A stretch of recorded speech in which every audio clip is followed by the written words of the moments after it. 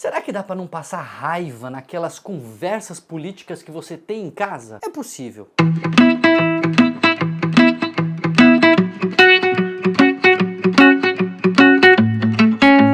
Ano de eleição, política, o bicho tá pegando, né? Aquelas conversas, aquelas brigas, o tom vai subindo, um defendendo um candidato, outro defendendo o outro, e aí o que a gente começa a sentir? Raiva. E aí a raiva vira briga, e aí é namoro que termina, é irmão que não fala mais com o irmão, é primo que sai do grupo de WhatsApp. Já viu isso acontecer, né? Espero que não tenha acontecido na sua família. Se aconteceu, a gente pode voltar atrás e, mais do que isso, a gente pode aprender a prevenir, a impedir que isso aconteça. E tem um jeito. Não é um jeito fácil, mas é possível. O que acontece quando a gente sente raiva? A raiva é uma emoção, que a gente tem uma emoção normal, uma emoção que não é nada patológica, não é doença ter raiva. É igual a tristeza, ansiedade, enfim, é uma emoção como outra qualquer. Mas a raiva sinaliza pra gente a sensação de que tem coisa fora do lugar. Tem alguma coisa que é de um jeito que a gente tem certeza que deveria ser de outro. É como quando você sofre uma injustiça. Você espera que algo seja feito de determinada forma, que seria o justo na sua cabeça, e aquilo acontece de outra. O que você sente? Raiva, fui injustiçado. Isso não serve só para justiça ou injustiça, serve para qualquer situação cotidiana que você espera que seja de um jeito e acaba acontecendo de outro. Você toma às vezes uma fechada no trânsito e aí você fala, putz, mas era minha vez, o sujeito entrou no que era minha vez, a pessoa fica com raiva. Você espera que alguém vá te dar um presente que você vai ficar muito feliz, a pessoa vem só com um aperto de mão e não te dará esse presente nenhum, você acaba ficando com raiva. Quando a gente está falando de política, então, isso pode ser até mais importante, mais intenso. Ainda mais em tempos tão polarizados como os nossos aqui, tantos extremos de um lado, de outro, etc. Quando você vê um parente, uma pessoa que você gosta, às vezes a namorada, o namorado, defendendo um candidato que você não consegue imaginar votar nele, que você não consegue imaginar como alguém vota nele, você fica com aquela sensação de, isso tá fora de lugar. Eu preciso ensinar essa pessoa, eu preciso pôr as ideias certas na cabeça dela. E isso vai subindo o sangue. E isso vai trazendo aquela sensação de coisas fora do lugar, coisas que são de um jeito que não deveriam ser. É o começo da raiva subindo. Só que do outro lado, tem alguém pensando exatamente a mesma coisa. Tem alguém pensando, puxa, mas como que ele vota em fulano? Mas como que ele não consegue perceber que o meu voto é o certo, que o melhor para o Brasil é o meu deputado, é o meu senador, é o meu candidato a presidente? E essa pessoa também olha para você e fala assim, puxa, mas não está certo o que ele está pensando.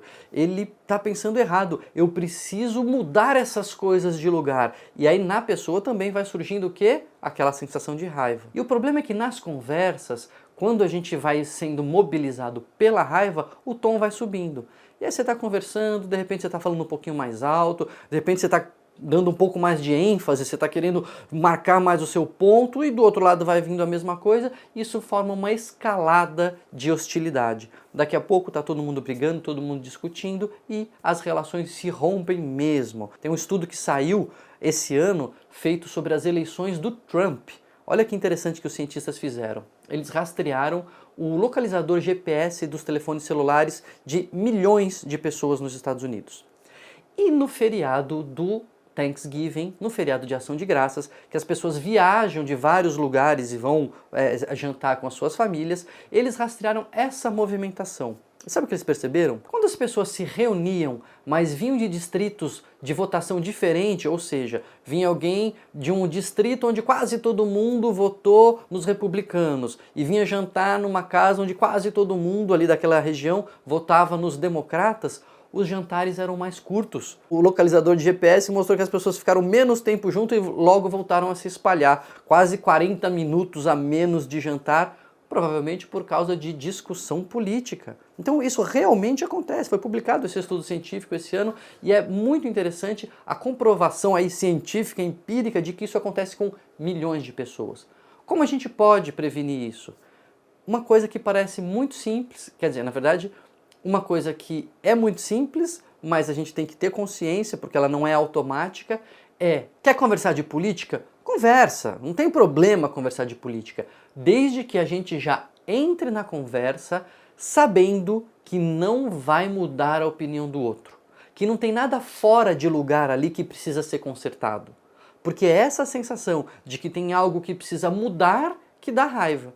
Se você conseguir conversar com a pessoa sabendo, bom, é a opinião dela, eu só quero dizer o que eu acho, não para mudá-la, mas só para conversar, e ela também não vai me mudar, e eventualmente até já fala isso antes. Olha, vamos conversar, mas assim, meu voto é em X, o seu voto é em Y, a gente não vai tentar se convencer a mudar, ok? Aí a gente consegue conversar sem ficar com raiva, porque a gente não alimenta aquela sensação de que tem algo a ser corrigido, de que tem algo a ser ensinado, ou de que tem algo a ser mudado. Então, é uma dica que ainda dá tempo, eu sei que a gente já está aí no calor das eleições, é primeiro turno, é segundo turno, enfim, e no Brasil sabe como que é, né? De 2 em 2 anos tem algum tipo de eleição, algum tipo de discussão com relação a isso, mas serve para futebol, religião, serve para política, serve até para gosto musical. É conversar não querendo transformar a opinião do outro. Com essa orientação, acho que se a gente pensar nisso, com essa direção, a gente consegue conversar e voltar a ter diálogos civilizados, que é o que todo mundo quer, né? Então, se você teve aí uma treta com a sua família, teve uma briguinha, divulga esse vídeo, manda lá no seu grupo de WhatsApp e aí já pede pro pessoal se inscrever no canal que a gente vai conversar de outras coisas sobre família.